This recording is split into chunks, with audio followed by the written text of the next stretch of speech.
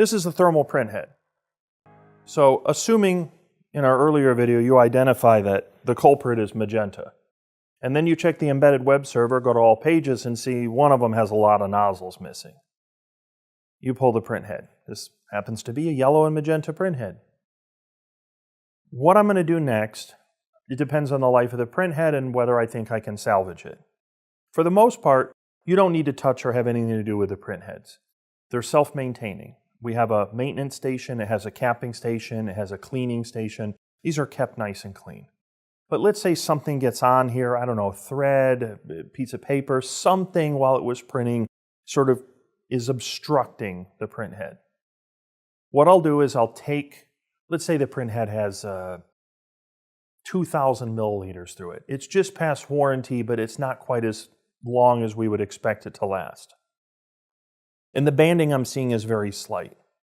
What I'll do is I'll take a lint-free cloth. Use a high-quality lint-free cloth. Don't just take any paper towel or Kleenex or anything else.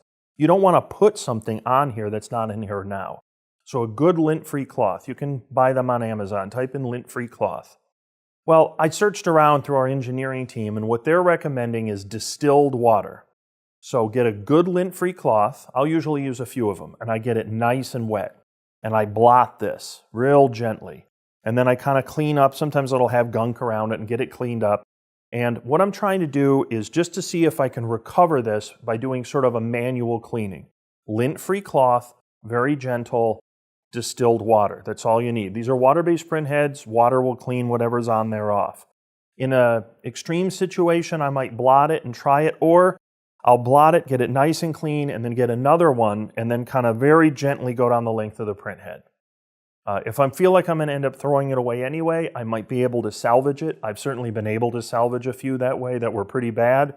Put them back in, do a cleaning, get the printhead back up again. You might find you can get a lot of life on it afterwards. But sometimes something just gets on there and it's worth a test before you send the printhead back to be recycled, especially if you think there's a little life left in it. So at least it's worth a try. Distilled water, lint-free cloth, try it again, do a cleaning. If it doesn't work, then put another printhead in.